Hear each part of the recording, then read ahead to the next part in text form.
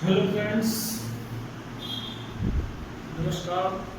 आज हम लोग अपने जो टारगेट यूपी टीजीटी 2020-21 उस प्रोग्राम को आगे बढ़ाते हुए 2 दिनों के बाद आज हम लोग जो हमारे सिलेबस का अगला टॉपिक है विस्थापन, चाल एवं वेग, रेखीय गति, कोणीय गति और उनके जो संबंध हैं इनके बारे में चर्चा प्रारंभ करते हैं। तो जैसा कि टॉपिक में लिखा हुआ है विस्थापन, जब हमने आपको विमीय विश्लेषण पढ़ाया था या मूल मात्रक पढ़ाए थे तो वहाँ दूरी और विस्थापन, अदिश राशि, सदिश राशि में भी चाल एवं वेग इन सब के बारे में बताया था आपको। अब यहाँ पर हम उसकी विस्तृत चर्चा को प्रारंभ करते हैं। तो विस्तृत चर्चा में जब हम देखते हैं विस्थापन के बारे में, तो विस्थापन क्या है, आप इससे क्या समझते हैं, इसके लिए आप क्या सोच सकते हैं। तो दूरी तो आप जानते हैं कि एक बिंदु से दूसरे बिंदु तक या किसी व्यक्ति के द्वारा किसी निश्चित समय में तय किया गया पथ जो होता है, तय किया गया जो रास्ता होता है वो क्या कहलाता है, दूरी कहलाता है। लेकिन विस्थापन के संबंध में थोड़ा सा जो कॉन्सेप्ट है वो चेंज हो जाता है। क्या चेंज होता है कॉन्सेप्ट, उसको हम लोग देखते हैं। तो विस्थापन की जब हम बात करते हैं, विस्थापन की बात करते समय तुरंत दिमाग में दूरी से ही कॉन्सेप्ट जुड़कर आता है। तो दूरी और विस्थापन बात तो एक ही है, जो काम दूरी करती है वही काम विस्थापन करती है। लेकिन जब हम दिशा के सेंस में आते हैं, फाइनल पॉइंट और इनिशियल पॉइंट की बात करते हैं, तो वहां पर कुछ परिवर्तन हो जाता है। एक ये प्रारंभिक बिंदु है, इनिशियल पॉइंट है। यहाँ से कोई व्यक्ति चलना प्रारंभ करता है और यहाँ कहाँ पहुंच जाता है, फाइनल पोजीशन पर पहुंच जाता है। तो ये जो इन प्रारंभिक बिंदु और अंतिम बिंदु के बीच की जो न्यूनतम दूरी है उसको कहते हैं विस्थापन। मान लीजिए कोई व्यक्ति ए है, उसको बी तक जाना है, तो ए से बी तक जाने के कई सारे रास्ते हैं। ऐसे भी जा सकता है, ऐसे भी जा सकता है, या और ऐसे घूम के जा सकता है। तो ये जो रास्ते हैं ए में, ए से बी तक जाने पर सी से होकर, डी से होकर, ई से होकर, ये अलग अलग रास्ते हैं। लेकिन इन सभी रास्तों में जो इनिशियल प्रारंभिक अवस्था है और जो अंतिम अवस्था है, इनिशियल पोजीशन और फाइनल पोजीशन के मध्य जो न्यूनतम दूरी व्यक्त करेगा, जो मिनिमम डिस्टेंस होगा, जैसे मान लीजिए ये पाथ कोई है, ए से एफ के थ्रू बी में जाने पर ये मिनिमम दूरी बताता है। ये क्या बता रहा है, मिनिमम डिस्टेंस। तो ये जब मिनिमम दूरी बताएगा तो मिनिमम दूरी बताने वाला जो पाथ होगा, मिनिमम दूरी बताने वाला जो रास्ता होगा, वही बिंदु ए और बी के मध्य का विस्थापन कहलाता है। वही ए और बी के मध्य का क्या कहलाता है, विस्थापन कहलाता है। दूरी क्या है, ए से बी तक जाने में जितना पाथ तय किया गया, हम अगर ए सी बी के थ्रू जाते हैं तो ये पाथ हमारा ए सी बी हो जाएगी दूरी, डी के थ्रू जाएंगे तो ए डी बी दूरी हो जाएगी, ई के थ्रू जाएंगे तो ए ई बी दूरी हो जाएगी। किंतु जब विस्थापन की बात करते हैं तो विस्थापन का मतलब ये है कि किसी गतिशील वस्तु की प्रारंभिक और अंतिम स्थितियों के मध्य जो न्यूनतम दूरी है, इनिशियल पॉइंट और final point, initial point, final point, प्रारंभिक बिंदु और अंतिम बिंदु के बीच की जो न्यूनतम दूरी है उसको हम विस्थापन कहते हैं। विस्थापन एक सदिश राशि होती है। क्यों? क्योंकि इसमें प्रारंभिक बिंदु से अंतिम बिंदु तक जाने पर दिशा निश्चित है, इसलिए ये क्या होती है, सदिश राशि होती है। यहाँ दूरी में दिशा निश्चित नहीं हो, इधर से भी जा सकते हैं, इधर से भी जा सकते हैं, इधर से भी जा सकते हैं। तो ये अदिश राशि है, दूरी अदिश राशि है, किंतु विस्थापन सदिश राशि है। तो विस्थापन की परिभाषा को लिखना चाहे तो आप लिख सकते हैं, किसी गतिशील वस्तु की प्रारंभिक और अंतिम स्थितियों की न्यूनतम दूरी को, किसी गतिशील वस्तु की प्रारंभिक और अंतिम स्थिति के मध्य न्यूनतम दूरी को विस्थापन कहते हैं। किसी गतिशील वस्तु की प्रारंभिक और अंतिम स्थितियों के मध्य न्यूनतम दूरी को विस्थापन कहते हैं। विस्थापन एक सदिश राशि है, विस्थापन एक सदिश राशि है। इसका एस आई मात्रक मीटर होता है। इसका SI मात्रक SI पद्धति पढ़ चुके हैं हम लोग। सिस्टम इंटरनेशनल यूनिट्स होती है जो अंतरराष्ट्रीय पद्धति है, वर्तमान समय में मान्य है। 1960 में एक मीटिंग हुई थी अंतरराष्ट्रीय मापतौल समिति की, उसमें इसका निर्णय लिया गया था। और इस विस्थापन के बारे में हमने बताया, इसकी यूनिट क्या होती है, मीटर। जो SI यूनिट है वो मीटर होती है। अन्य छोटे मात्रकों की हम चर्चा कर चुके हैं, micron, angstrom, picosecond, picometre, nanometre, ये सारी चीजें आप लोग पीछे पढ़ चुके हैं। तो विस्थापन की बात हो गई, सबको समझ में आ गया होगा। विस्थापन का मतलब किन्हीं दो बिंदुओं के मध्य, यानी कि प्रारंभिक बिंदु और अंतिम बिंदु के मध्य न्यूनतम दूरी को विस्थापन कहते हैं। प्रारंभिक और बिंदु और अंतिम बिंदु के बीच न्यूनतम दूरी को क्या कहते हैं, विस्थापन कहते हैं। अब कुछ पॉइंट्स लिख लें, कुछ इंपॉर्टेंट पॉइंट्स हैं, नोट डाल के लिख लें उनको।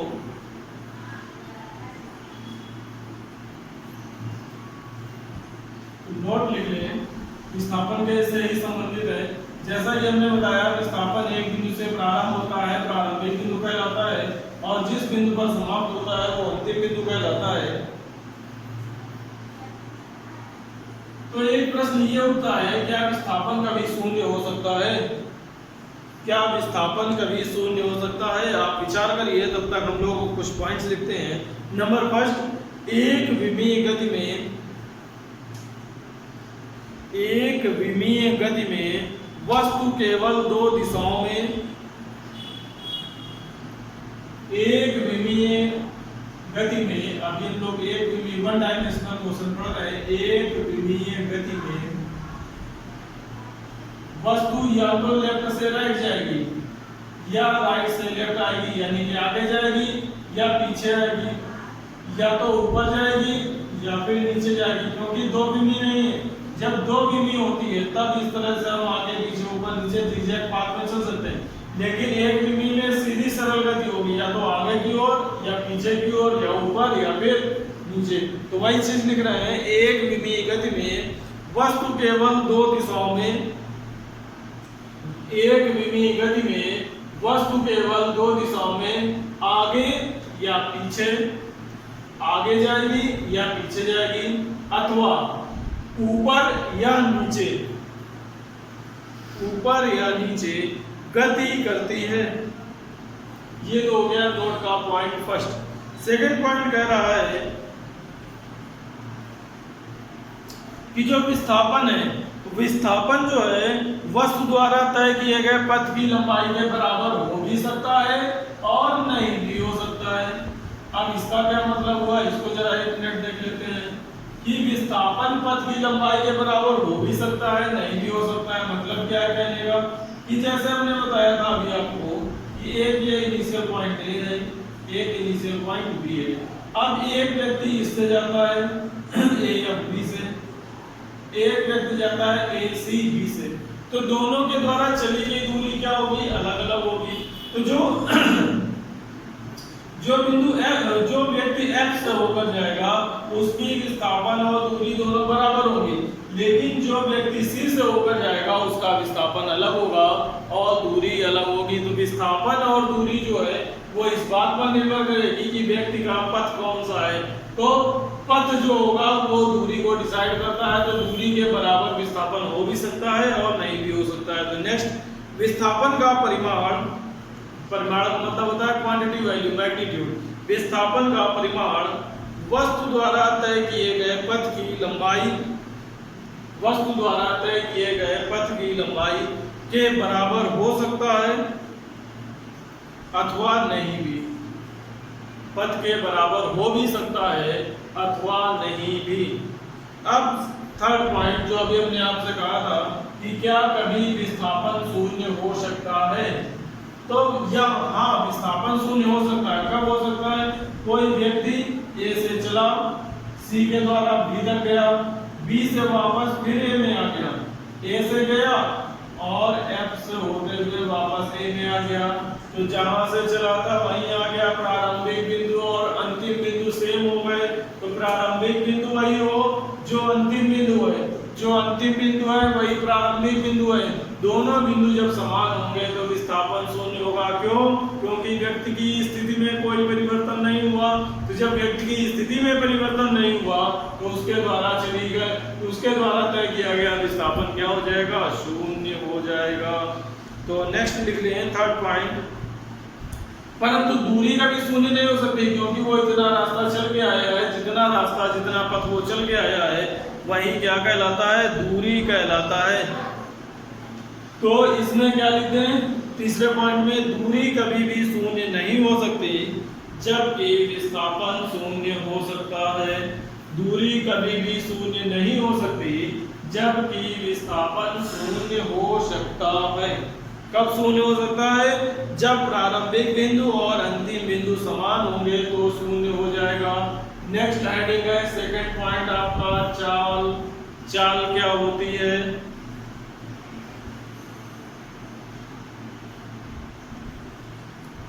तो चाल क्या होती है? कहते हैं किसी की चाल बहुत खराब होती है, किसी की चाल बहुत अच्छी होती है। चाल क्या होती है? चाल का मतलब क्या है? किसी विशेष समय अंतराल में चली गई दूरी, किसी विशेष समय अंतराल में चली गई दूरी और समय के अनुपात को क्या कहते हैं? चाल कहते हैं। किसी गतिशील वस्तु की चाल यह दर्शाती है कि वह वस्तु उस क्षण कितनी तेज चल रही है, यानी कि किसी वस्तु द्वारा एकांक समय में, 1 मिनट में, 1 सेकंड में, 1 घंटे में चली गई दूरी उस वस्तु की क्या कहलाती है? चाल कहलाती है। तो लिख लें चाल की परिभाषा, किसी वस्तु द्वारा एकांक समय में चली गई दूरी को, किसी वस्तु के द्वारा एकांक समय में चली गई दूरी को उस वस्तु की चाल कहते हैं। चाल बराबर होता है चली गई दूरी या तय की गई दूरी बटे समय अंतराल। चाल को सामान्य तौर पर v से प्रदर्शित करते हैं, तो v बराबर होता है s/t। s हो गया विस्थापन, दूरी और बटे t, तो v बराबर होता है s बटे t। चाल बराबर दूरी बटे समय। बहुत सिंपल फार्मूला है। चाल का मात्रक मीटर प्रति सेकंड होता है, SI मात्रक इसका मीटर प्रति सेकंड होता है, SI मात्रक मीटर प्रति सेकंड होता है। सामान्य तौर पर v से प्रदर्शित करते हैं। अगर विमा की बात करें तो LV-1 होती है, विमा LV-1 होती है, यूनिट मीटर प्रति सेकंड होती है। और ये जो आपकी चाल है ये अदिश राशि है। जो चाल होती है वो क्या होती है? अदिश राशि होती है। अब चाल के कुछ प्रकार हैं, जैसे एक समान चाल। एक समान चाल क्या होती है?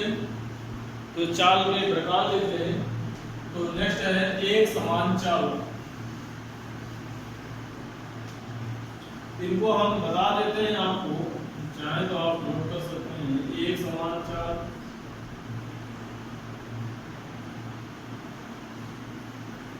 जब कोई वस्तु या जब कोई गतिशील वस्तु समान समय अंतराल में समान दूरी तय करती है। जब कोई गतिशील वस्तु समान समय अंतराल में समान दूरी तय करती है तो वस्तु की चाल एक समान चाल कहलाती है। जैसे कोई वस्तु है, मान लीजिए चलना प्रारंभ करती है,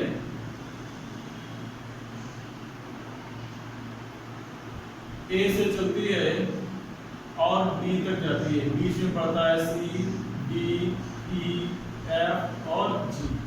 ये भी x मीटर है, ये सब x मीटर पर है, इक्वल डिस्टेंस पर है। और इन सब दूरियों को तय करने में उसको 10 सेकंड लगते हैं। A से C तक 10 सेकंड में, C से D तक 10 सेकंड में, D से E तक 10 सेकंड में, E से F तक 10 सेकंड में, F से G तक 10 सेकंड में, G से B में 10 सेकंड में। तो जब सभी समय अंतराल को 10-10 सेकंड में इक्वल डिस्टेंस को ट्रेवल करेगी तो उसकी चाल क्या कहलाएगी? एक समान चाल कहलाएगी। यानी कि समान समय अंतराल में समान समय में समान दूरी तय करने पर क्या कहलाती है? एक समान चाल कहलाती है। नेक्स्ट परिवर्ती चाल, जो इसका विपरीत है। परिवर्ती चाल, परिवर्ती चाल क्या है? समान समय अंतराल में भिन्न भिन्न दूरी तय करने वाली वस्तु, समान समय, कोई गतिशील वस्तु जब समान समय अंतराल में अलग अलग दूरी तय करती है या भिन्न भिन्न दूरियां तय करती है तो उसको असमान चाल या परिवर्ती चाल कहते हैं। तो उसको असमान चाल या परिवर्ती चाल कहते हैं। तो बात समझ में आई। एक समान का मतलब समान दूरी समान समय, समान समय अंतराल में समान दूरी तो एक समान चाल, समान समय अंतराल में भिन्न भिन्न दूरी तो परिवर्ती चाल। नेक्स्ट औसत चाल। औसत चाल से तो आप अच्छी तरह से परिचित हैं। औसत चाल क्या होती है? औसत चाल एवरेज का मतलब क्या होता है? कुल योग घटे संख्याओं की संख्या। तो उसी तरह से औसत चाल जो होती है, औसत चाल क्या होती है? कुल तय की गई दूरी, जैसे x x x x सारे जोड़ दो कितने हुए, और 10 10 10 10 सारे सेकंड जोड़ दो कितने हुए। तो कुल दूरी बटे कुल चाल, कुल समय, यानी औसत चाल बराबर होता है कुल दूरी बटे कुल समय। तो कुल चली गई दूरी और कुल समय का जो अनुपात होता है वो क्या कहलाता है? औसत चाल कहलाता है। किसी गतिमान वस्तु द्वारा या किसी गतिशील वस्तु द्वारा तय की गई कुल दूरी और उस दूरी को तय करने में लगा कुल समय का अनुपात क्या कहलाता है? औसत चाल कहलाता है। और लास्ट है तात्क्षणिक चाल। ये थोड़ा इंपॉर्टेंट है, तो लास्ट में है आपके पास तात्क्षणिक चाल।